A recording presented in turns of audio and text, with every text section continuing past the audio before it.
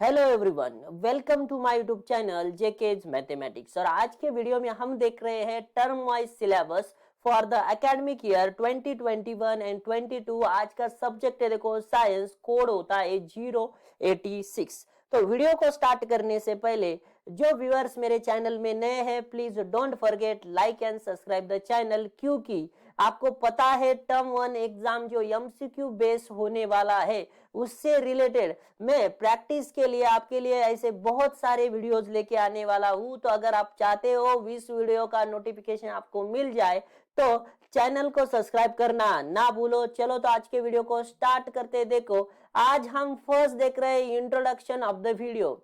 Introduction of video में जैसे मैंने आपको एक प्रीवियस वीडियो अपलोड किया था जिसमें हमने डिस्कस किया था एग्जाम पैटर्न, तो जिसमें हमने कहा था कि जो एग्जाम होगी वो दो टर्म में डिवाइड की गई है, term first and term second. तो देखो, वही इस इंट्रोडक्शन में दिया है। The total theory examination term 1 and term 2 जो आपका होने वाला है वो 80 मार्क्स का होगा और 20 मार्क्स का वेटेज आपको इंटरनल असेसमेंट को दिया है। तो 20 मार्क्स कैसे? 10 मार्क्स फॉर ईच टर्म, ऐसा उन्होंने कहा है। तो चलो पहले थोड़ा सा टर्म वाइज समझ लेते हैं, फिर टर्म वाइज सिलेबस भी हम डिस्कस करेंगे। फर्स्ट हम डिस्कस लिखते हैं core structure of first term. देखो, फर्स्ट टर्म जो होने वाला है, एक पेपर है, मतलब one paper for each subject, जो 90 मिनट ड्यूरेशन का होगा और पेपर जो होगा एमसीक्यू बेस होगा।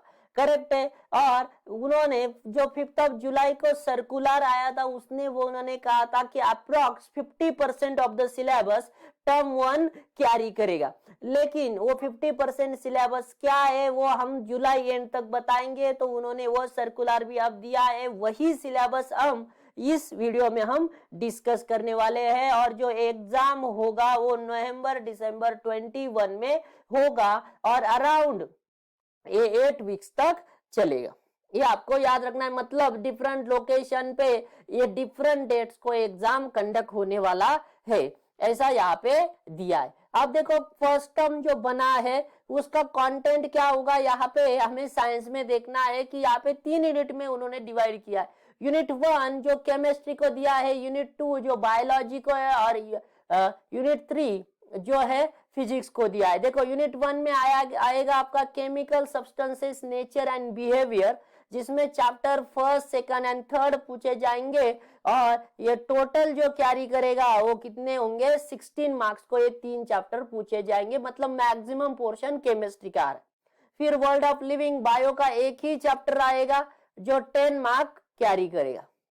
और लास्ट वन फिजिक्स का नेचुरल फेनोमेना, यहाँ पे 2 चैप्टर पूछे जाएंगे और टोटल 14 मार्क्स तक पूछे जाएंगे। तो टोटल 3 + 2 + 1, मतलब टर्म 1 के साइंस को आपको सिर्फ 6 चैप्टर्स का चैप्टर के बेसिस पे एग्जाम होगा और 10 मार्क का यहाँ पे इंटरनल असेसमेंट होगा। तो टोटल यहाँ पे 50 मार्क्स टर्म फर्स्ट को दिए गए हैं।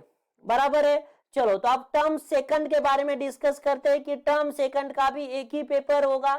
ये आप देखो, यहाँ पे 2 केसेस बनते हैं कि ये 2 आवर्स का होगा जब ये डिस्क्रिप्टिव होगा, मतलब राइटिंग बेस होगा।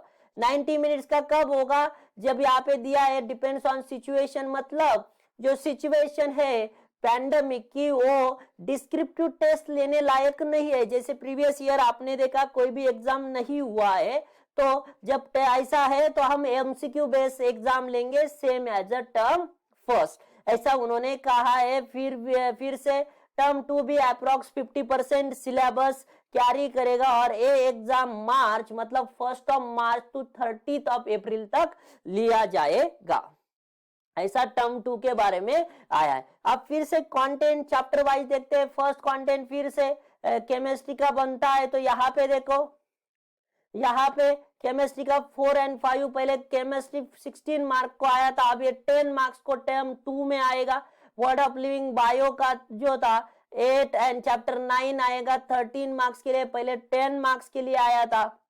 फिर से इफेक्ट्स ऑफ करंट, मतलब जो फिजिक्स का है चैप्टर नंबर 12 एंड 13 12 मार्क्स को पूछा जाएगा। और नेचुरल रिसोर्सेस जो है चैप्टर 15, ये 5 मार्क्स को पूछा जाएगा। तो टोटल सम अगर आप करते हो तो 40 मिलते हैं और 10 मार्क का इंटरनल असेसमेंट तो टोटल बन जाते हैं कितने 50 मार्क्स। अब थोड़ा सा डिटेल में देख लेते हैं, देखो कि यहाँ पे क्या क्या पूछा जा सकता है।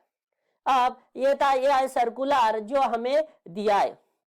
अब इसमें देखो फर्स्ट का क्लास 9 का है, फिर क्लास 10 के सिलेबस के बारे में यहाँ पे दिया है। यहाँ पे डिटेल में उन्होंने एक्सप्लेन किया है कि प्रैक्टिकल्स और लिस्ट ऑफ एक्सपेरिमेंट भी क्या होंगे। देखो कोर्स स्ट्रक्चर फिर से कि केमिस्ट्री को 16, बायो को 10 एंड फिजिक्स को जो है 14, टोटल 40 मार्क्स होते।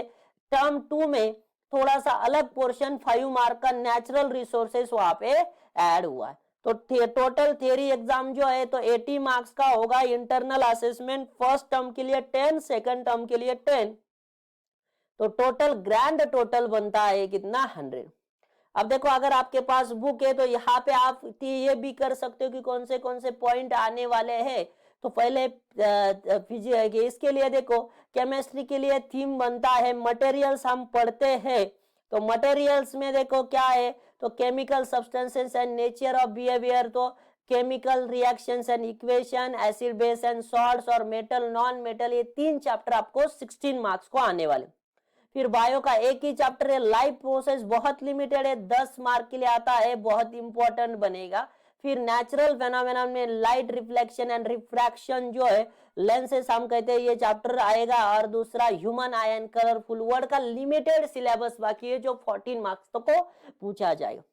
अब टर्म 2 के बारे में फिर chemistry, carbon and its compound and periodic classification, ये दोनों चैप्टर 10 मार्क्स को आएंगे। बायो के अब भी 2 ही चैप्टर बाकी है, पहले एक ही था, how to organism reproduce and heredity and revolution, ये 2 चैप्टर आएंगे। उसके बाद फिजिक्स में देखो इफेक्ट्स ऑफ इलेक्ट्रिसिटी आएगा और मैग्नेटिक इफेक्ट, दोनों सिंपल चैप्टर आएंगे। और उसके बाद नेचुरल रिसोर्सेस है जो है वो आपको 5 मार्क्स को पूछा जाएगा। चैप्टर का नाम है अवर इन्वायरमेंट, छोटा सा चैप्टर दिया है 5 मार्क्स के लिए। ओजोन डिप्लेक्शन वगैरह दिया है। फिर अब बात करते हैं इंटरनल असेसमेंट में चैप्टर नंबर 16 जो है आपको टोटली इंटरनल असेसमेंट को दिया है। अब थोड़ी सी नजर आप प्रैक्टिकल्स पे और लिस्ट ऑफ एक्सपेरिमेंट पे भी दे सकते हैं कि यहाँ पे 7 प्रैक्टिकल्स दिए हैं टर्म 1 के लिए, टर्म 2 के लिए सिर्फ 2 प्रैक्टिकल्स दिए हैं और यहाँ पे बुक्स के बारे में कहा गया। अब जो क्लास 1 का थ्योरी एग्जाम होगा, देखो कैसे होगा कि डेमोस्ट्रेट नॉलेज एंड अंडरस्टैंडिंग को उन्होंने 46% दिए, application of knowledge and concept को 22% दिए एंड एनालाइज इवैल्यूएट क्रिएट को 32% दिए। तो इंटरनल चॉइस भी आपको प्रोवाइड किया जाएगा, ऐसा यहाँ पे कहा गया है। करेक्ट है। अब चलते हैं नेक्स्ट स्लाइड के ऊपर। नेक्स्ट स्लाइड है कि टर्म वाइज वेटेज आपका कैसा होगा। ये प्रीवियस वीडियो में भी आपको बताया था, फिर से बता देता हूँ, आपको अच्छे से क्लियर होना चाहिए कि टर्म वाइज एग्जाम का वेटेज कैसे होगा। फर्स्ट में यहाँ पे लेता हूँ टर्म 1 एंड यहाँ पे लेता हूँ टर्म 2, जिसको हम टर्म ए एंड बी कहते हैं। तो अगर देखो आपको फर्स्ट में नॉर्मल कंडीशन बताता हूँ कि दोनों एग्जाम जो है मतलब टर्म 1 एंड टर्म 2 दोनों ही स्कूल एनवायरमेंट अगर कंडक्ट होते हैं, तो टर्म 1 भी कंडक्ट हो रहा है, टर्म 2 भी हो रहा है, तो दोनों का वेटेज होगा 50%, 50% वेटेज यहाँ पे दिया गया है।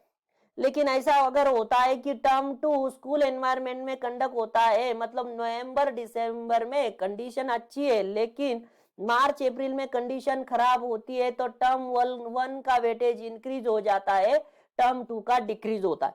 अब कितना इंक्रीज होगा, 50 से 60 होता है कि 70 होता है, यहाँ पे रिड्यूस होता है तो 40 होता है कि 30 होता है, वो मेंशन नहीं है।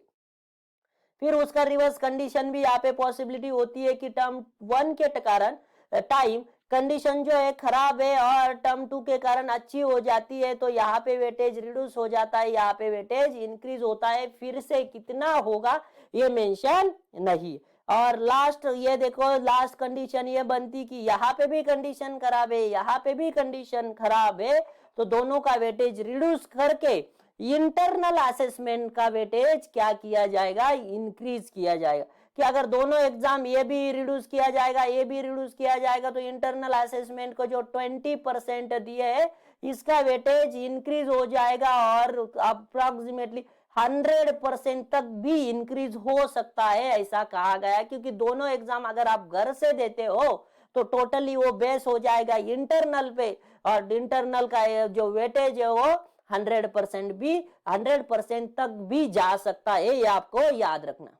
अब यहाँ पे इंटरनल असेसमेंट की इतनी बात आ रही, तो नॉर्मल कंडीशन जो बनती है वहां पे इंटरनल असेसमेंट का वेटेज ऐसा है कि जो पीरियोडिक टेस्ट होंगे उसको 3 मार्क्स दिए जाएंगे, मल्टीपल असेसमेंट जो होगा उसको 2 मार्क्स दिए जाएंगे, पोर्टफोलियो जो बनाया जाएगा उसको 2 मार्क्स दिए जाएंगे, और स्टूडेंट इनरीच एक्टिविटी जो है तो 3 मार्क्स के लिए पूछा जाएगा, और ये ईच टर्म के लिए होगा, मतलब 10 marks for first term and 10 marks for second term.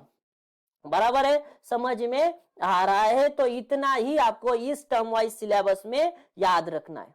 तो अगर वीडियो पसंद आ रहा है, समझ में आ रहा है, तो चैनल को सब्सक्राइब करना ना भूलो, क्योंकि मैं फिजिक्स का चैप्टर वाइज एमसीक्यू आपके लिए लेके आने वाला हूं। यहाँ पे डिटेल हम डिस्कस करेंगे chapter wise MCQ for term first. चलो, तो आज के वीडियो में इतना ही। Please don't forget like and subscribe my channel and also share with your friends. Chalo, thank you. Have a good day.